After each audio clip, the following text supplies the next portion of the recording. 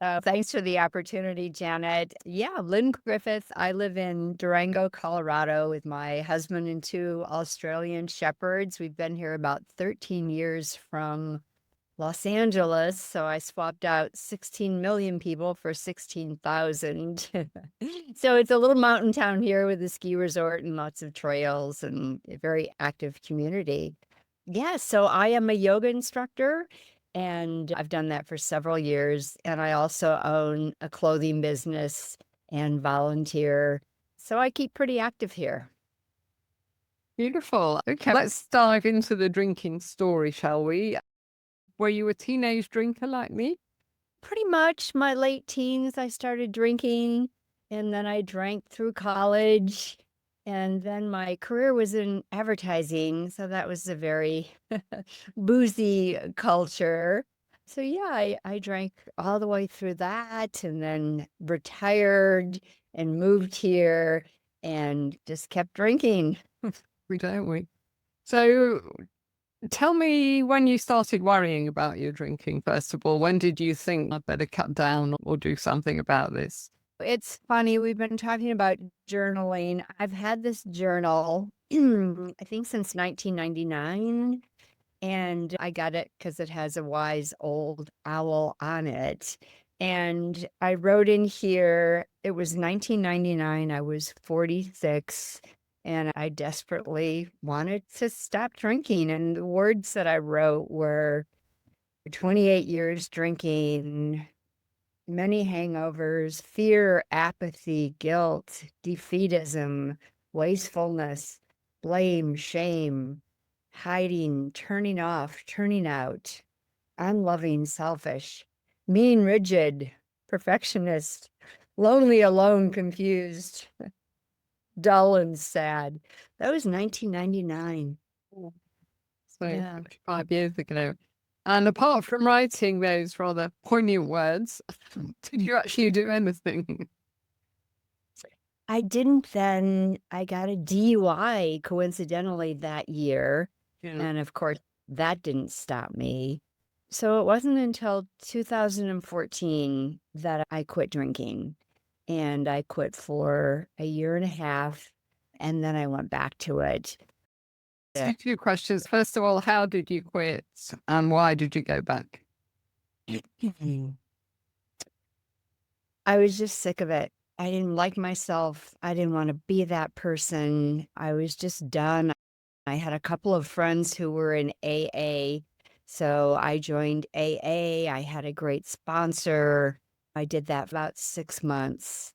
It wasn't for me. I couldn't resonate with it. The 12 steps didn't really mean anything to me. And after a year and a half, I just thought I was cured and wanted to go back to my drinking. I drank for 10 years after that. And then I took myself to urgent care because I didn't feel great. There's something wrong with my heart, I thought.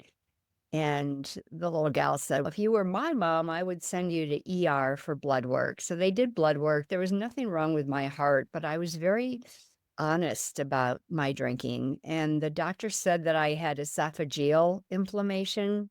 He said I was going to have problems in the future, and I was already having problems.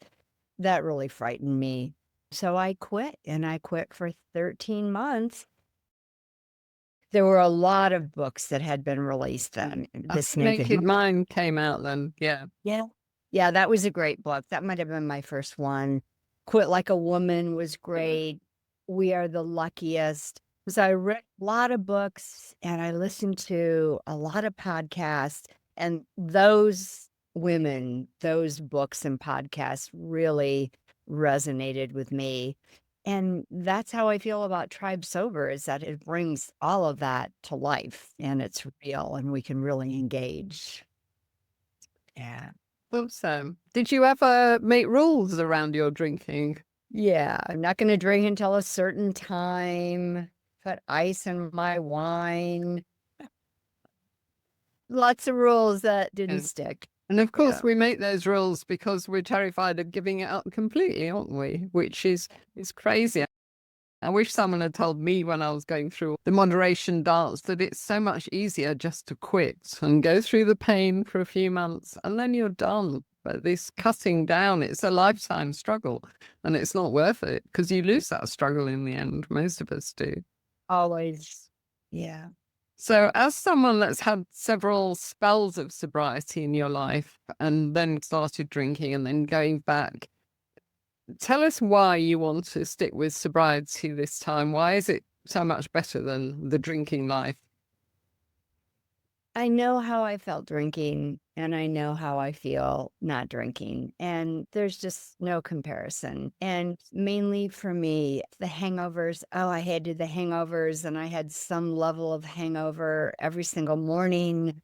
Just ravished my looks, stepped on my creativity. There's just, I don't want to go back. Yeah. Yeah. I don't think we realize at the time, do we, just how much we are dampening down our creativity and our enthusiasm for life.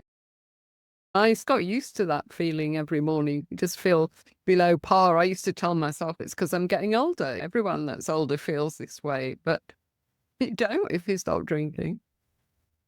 Did you carry on doing the yoga when you were drinking quite heavily? Yeah, I did, but I would just go through the motions. I did too. I've always done a couple of classes a week. And sometimes I'd go with a crushing hangover and almost punishing myself. I could have stayed home. I've got to do yoga. It's all part of that keeping the show on the road and pretending that the drinking's not affecting us, I think, isn't it? When I stopped drinking the second time, I started going to hot yoga during happy hour. And I did that for the first 3 months, and it was great. It took me through the happy hour time, and I'd come home, and it'd be time to start drinking.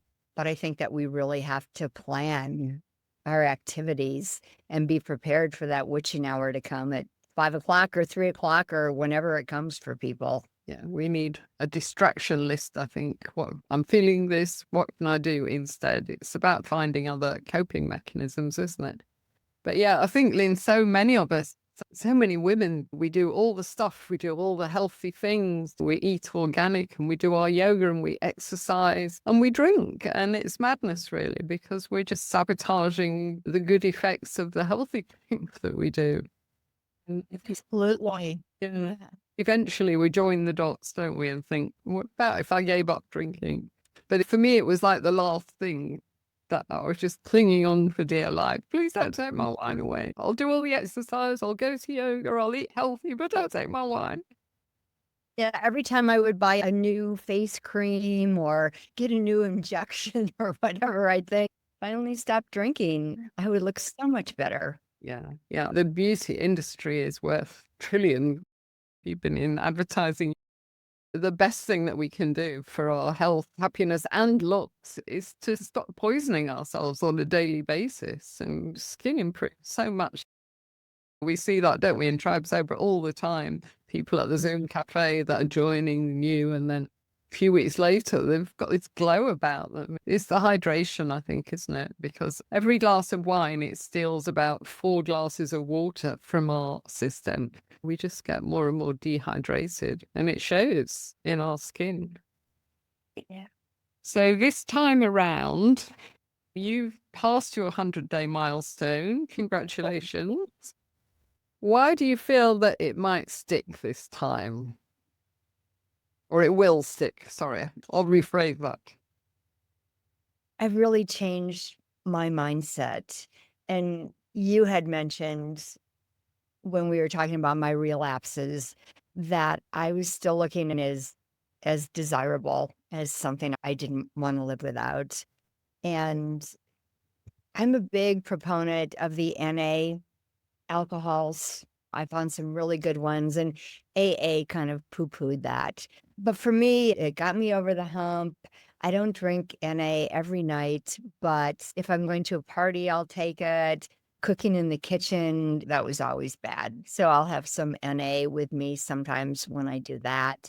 So I think changing my mindset and definitely not doing it alone, having a group, having support, And like I said, I've got a lot of history now, and I think it's easier to quit when you're an older person Mm. because you're not going to the pubs, you're Yeah, not the going to peer the pressure calms down, doesn't it, really? yeah, it does. And I always said, I need to grow up.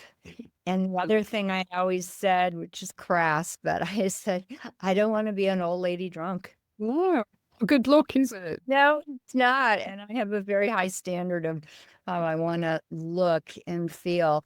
I think with the support of Tribe Sober and my history and changing my mindset, that I know it's going to stick. Yeah. Yeah. I think that the mindset is the foundation, really. And it takes a while, doesn't it? Because you read Annie's book when it came out. So we're talking about 10 years ago now, aren't we? And her, all that stuff about limiting beliefs that she writes about. And she was really the pioneer of that kind of thinking. And that's all about mindset change. And you read that book back then, but it takes a while for us really to accept that this stuff is poison and we don't need it in our lives, and we're not missing out by not drinking. Because that's why people go back, isn't it? They think that they're missing out and they think they can moderate. It does take a while for it to sink in. I always love what Lucy says. I don't know if you've heard her say it yet at the Zoom cafe when someone new is saying, "Oh, but I've got some really good wine in the house." She just says, "Give it to someone you don't like. Don't just sit it up." Yeah.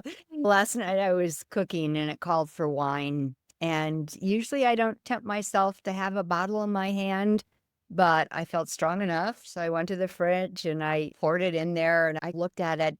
And that got me in trouble once. And I relapsed doing that. But I looked at it, I thought, this is poison. I know what this did to me. Yeah.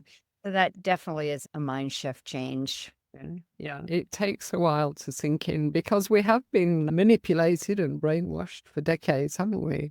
Your experience in advertising, did you ever work on any alcohol accounts or anything? So funny because this just popped in my mind yesterday. I wanted to mention it. When I was young and early in my career, we were pitching an alcohol rehab center, Betty Ford.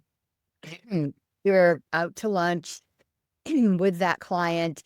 And when I started in advertising, it was really the 3 martini lunch phase. But for me, it was wine, and that's just what we did. We went to the bars afterwards. But anyway, during this new business pitch, I ordered a glass of wine at lunch. Talk about being brainwashed. Yes, and we did. In advertising, I remember we had this Sovereign wine account years ago, and we used to get cases of free wine. Yeah. Yeah, because there was nothing alcohol free back in those days. You drank the wine or you drank water and felt even more sorry for yourself. I certainly did. When I quit 10 years ago, there were no alcohol free drinks. Like you, I think they're really useful sometimes. Yeah. So you've just signed up for our Breaking Free program, which is exciting. I'm looking forward to working with you on that. What made you decide to do that? I really was looking for something deeper. I love the WhatsApp groups on Tribe Sober and the Zoom cafes, but I wanted a deeper relationship. I wanted deeper connections with people that I could support and they could support me. And I feel like I'm ready to break through. I want to move on. I have a busy life, but there are times when I have the blahs. I just went through a period and it's okay, I'm doing all this work. What's next? Where is the excitement again?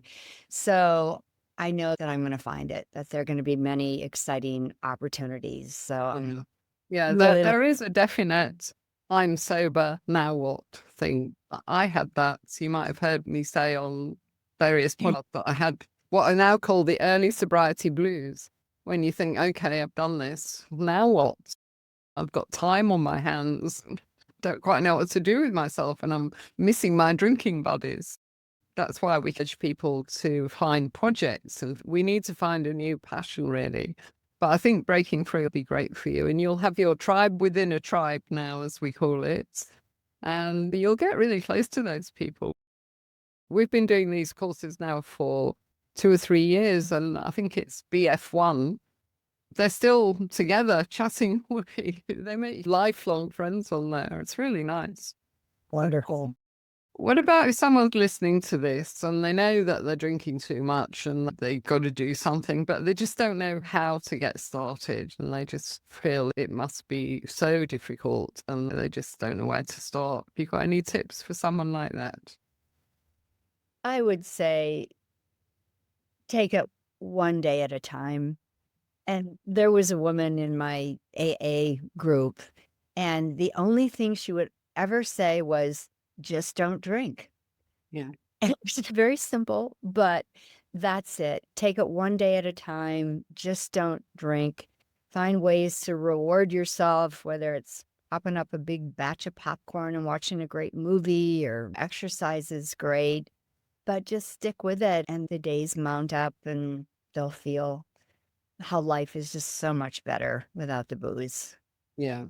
Yeah, in those early days, that's all you need to do, really. And that's why we try to discourage people from trying to do too much at the beginning.